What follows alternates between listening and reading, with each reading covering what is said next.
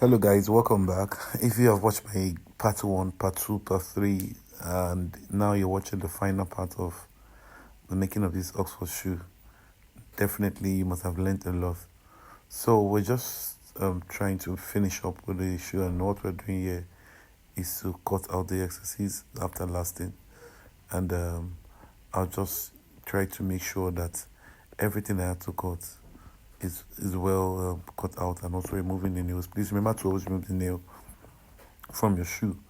If you do not remove the nail, to pull out the last from the shoe will be very difficult, especially if you have already put the sole or fixed the sole. So you need to be very, very careful. Remember to always remove the nail, and also make sure that you're careful with your cutter. It's always important that whenever you're using your cutter or your cutting knife, you're very, very careful with them, because sometimes they can be so messy. Alright, so you can see there from the video that I'm about to fix the sole. Now for this one, I won't be building a sole. I'll be using a ready-made sole.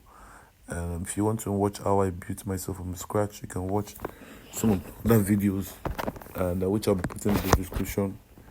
I'll put in the link in my description, so you can get it there. And guys, if you have not subscribed up until now, why are you guys not why haven't you subscribed?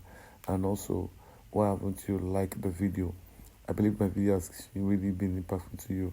Please make sure you like and subscribe. Well, you can see the way I'm marking the sole to the shoe that I just made.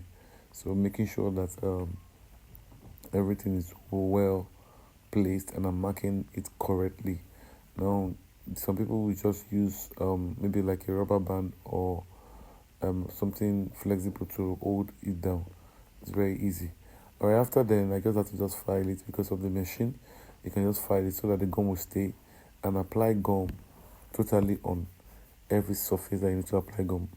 Alright, so for this one, I want to put in, this is serving as my cork filler. Now you can get the cork filler. This isn't a cork filler, this is just a marker that I just used there, but that's what this is doing.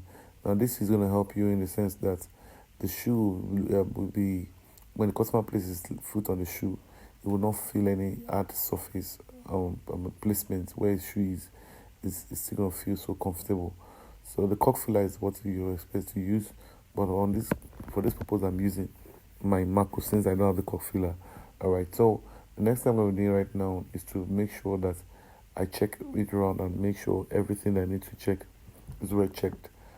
Just like I marked the sole the other time. So I have to be careful to be sure that every aspect is marked, or anywhere that the marker is cleaned out, just mark it again, just to be sure. Because you don't want to put your apply your gum outside the line of the expected place you're supposed to apply the gum. It's going to make your work messy. So this is very important that you check it very well. Do not be in a hurry. Make sure you check very well.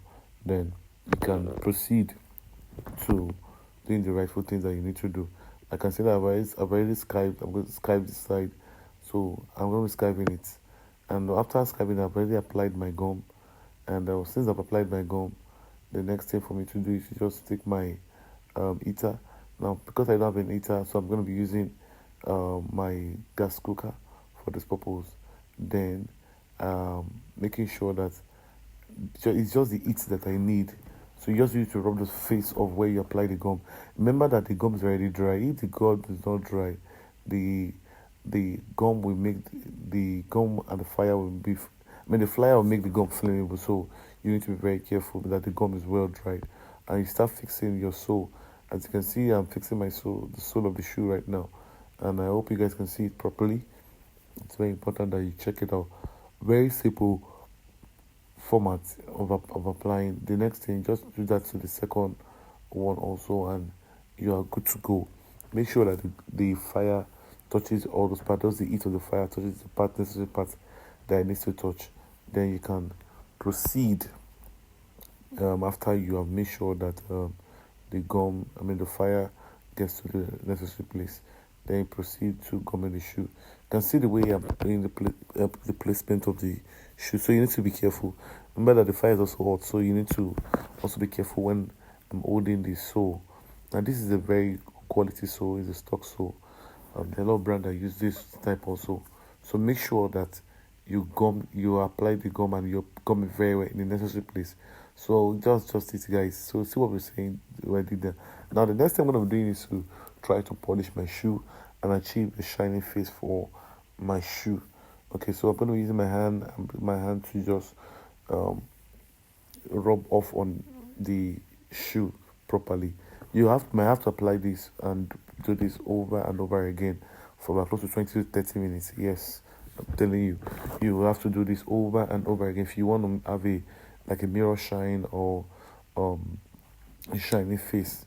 So you need to apply this over and over again. Then you take a white cotton and just is the toe that I'm after, the toe cap and the back, and begin to rub it off on it. You see that you will get your mirror shine. The mirror shine is very easy to get, just for you to be consistent and know the right thing to do. So you might have to do that over and over again for you to get the actual result that you want. So it's very important. All right, guys, look at the outcome. This is it. Thanks for watching my video. I hope to see you in my next post. Make sure you like and subscribe. God bless.